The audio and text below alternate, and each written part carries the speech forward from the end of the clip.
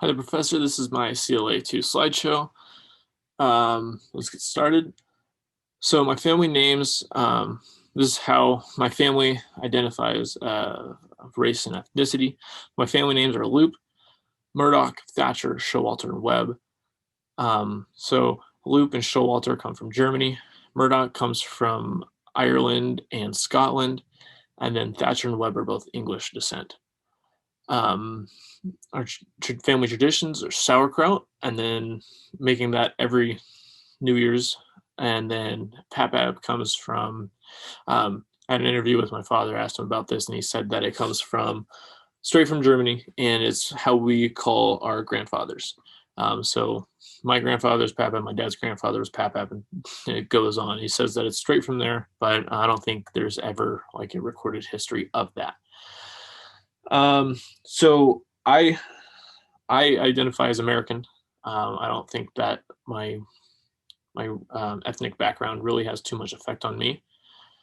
Um, like I don't identify as German at all or English. I identify as American. Um, my parents and my grandparents also feel the same way. We're very much American. We have pride in that. Yeah. So me and my father, we both identify as American. This is pretty much the best way I can show you that I really do identify as American. Um, Somebody called me Uncle Sam that night. But and then um, this is my married in grandfather on the left, and then my biological grandfather on the right. Um, so we both me, my parents, and my grandparents all identify as Americans, and we're proud to say that. Next is the religion's role in my family and my life. Um, so growing up, I was around so many different religions. We have so many different religions in my family. We have Seventh Day Adventists, we have Mormons. Um, don't think we have evangelicals, no, but and then Jehovah's Witnesses. Um, so this hasn't really. I think because I was exposed to so many religions that I don't find myself as extremely religious. Um, this may change in the future. I'm really not sure what I believe at all, um, but um, it's possible. You know, I never know. I was learning a lot last year. I took a world religion course, and I learned a lot about Eastern teachings of Buddhism and such, and I thought that was very interesting. Um, Sorry. So technological advancements really helped my family in this. My grandmother, she was going to her meeting and she got lost one time and lost all confidence. So for a long time, she wasn't receiving any of her spiritual learning that she really wanted. But um, her her son got her an iPad, and every Sunday they FaceTime, and she gets to experience that. So if there wasn't this technological advancement, she wouldn't be able to do that. Um, so I'm not I'm not sure. I think that technology also influences myself because I can understand so much more than um, my grandparents did because they didn't have the Quran, the Bible, everything at the tip of their fingertips at all time. I can learn so many different spiritual ideas because I do have technological advancements. So, as I was saying, different religions in my family, the folks on the left there in the blue shirts, they're all Seventh Day Adventists, and they use religion throughout their daily lives. And then this is my grandmother on the right who did not make it to her meeting that one time and uses FaceTime for to go to her meetings now. So it's really interesting how everything works. And then I believe that religion actually more has an effect on my family in a non-spiritual sense, but geographical sense. Um, when the LDS followers were pushed out west and they went to Utah, um, the family name Murdoch, that side was actually part of that. They settled um, in Salt Lake City and then eventually moved into another to create a treaty with the Native American groups and they founded Heber City in Utah, and that's actually where my grandparents live today. So this was actually a hymn that he wrote, um, Joseph S. Murdoch, and he wrote this in like 1850s. So it was very interesting, and that it really does have an effect on my life because if he wasn't moved out west, who knows what would have happened.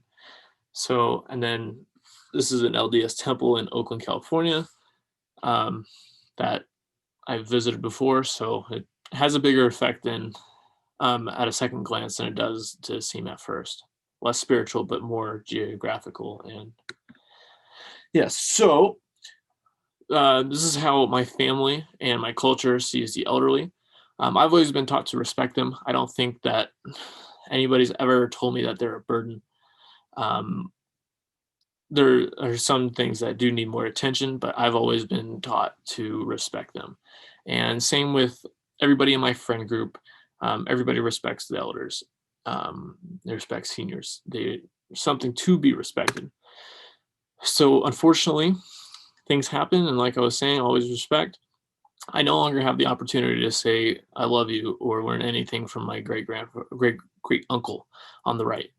He passed away this last month, and yeah, we lost a member of our family. So um, if I were to think of him as a burden, I think it would be ridiculous almost because there's so much to learn from him. And on the left, that is my grandmother, and utmost respect for her and everything that she's gone through. So yeah, and then the left again is my grandfather that was married into the family, and just I learned so much from him every day. Every time I meet him, I learn something new. So I don't think that's anything to ever call a burden. But on the right side, this was my grandmother's house that they built, and they lived in for 47 years.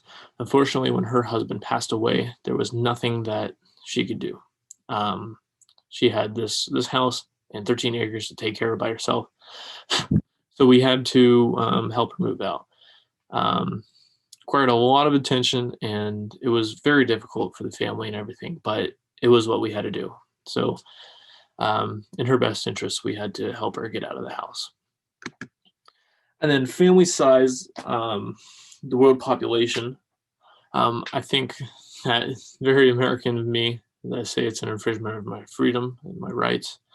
I had an interview with a professor that you know very well, and was very knowledgeable about the subject. And she was telling me that overpopulation is made out to be a lot worse than what it actually is. Um, so I think that this should be a personal decision. And yeah, this professor also was telling me that um, over time, this sustainability will grow, that we will be able to run our culture much more efficiently and be able to make the most of our situation instead of burning up the world's resources. So to continue that, this is a graph showing the annual growth rate of the population. In 62 and 63, it was at the peak. But ever since then, the growth of the world population has been shrinking, as you can see, by a lot. So yes, it is still growing, but it's not growing exponentially as honestly myself thought for a long time. I did my own research and I learned that it's not. So I think it's something that needs to be thought about, but I don't think it's as big a problem. And then one of my solutions that I was thinking of was the population density is enormous in some areas. I think Bangladesh was actually one of the worst. It was insane. I think it was like 17,000 people per kilometer or something like that, square kilometer. And in our own area, if anybody's ever been through the Midwest, or not the Midwest, but the Southwest, there's so many areas out there that are just uninhabited that have so much room for expansion. If these areas are taken care of and they can be used more efficiently, I think that we will be able to handle the world population growth. And then social factors that affect my family life. Um, I think that in general, um, our family is not as connected as we were with like the lives of my grandparents. I think that everybody was closer in geographical terms.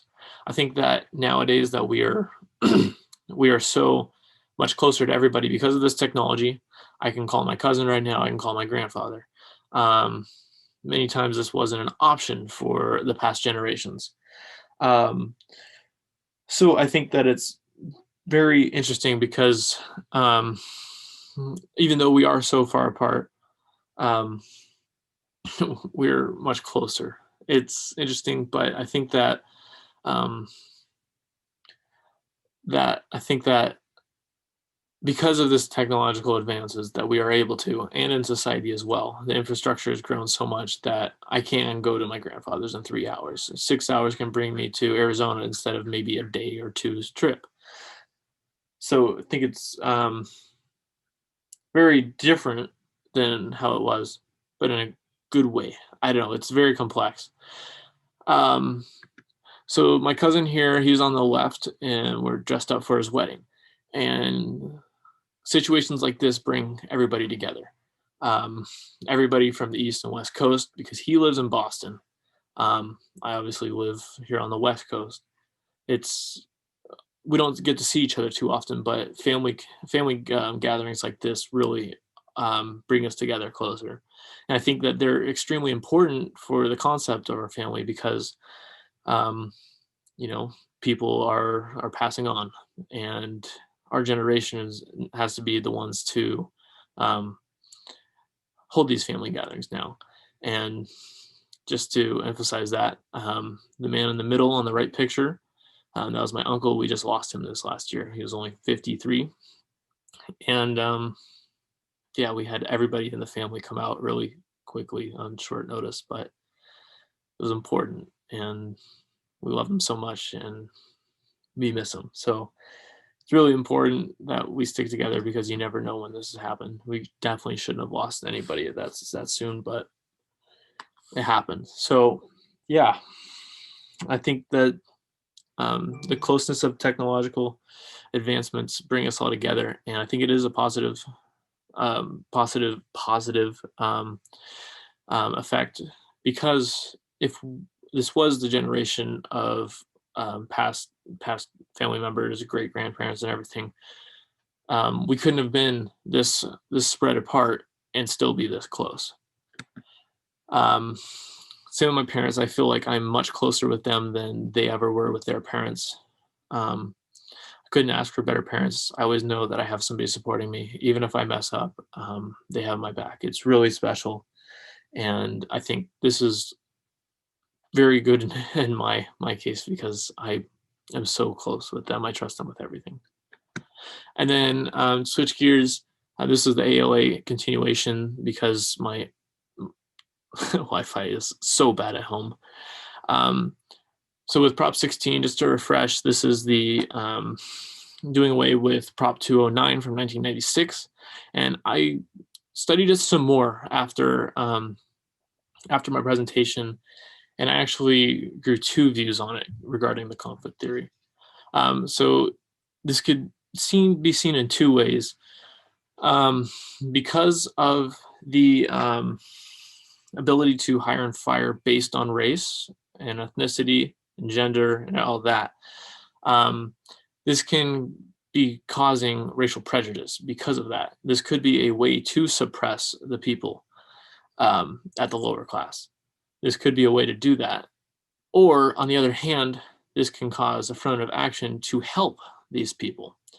So I think that if this were to pass, that it would affect both. I think both would be present, um, which obviously is good and bad. But um, I don't know. I'm very curious to see what happens with this proposition. And then here's my references. I use this site here for all of my family names. And then this was the two graphs that I used for population. This is the book. Um, It's in every LDS church. It's really interesting to see when my grandmother pointed that out to me. There's the other picture of the temple, and here's the two interviews. I think you know this person very well. So thank you so much, and I really enjoyed myself in this class. Have a good one.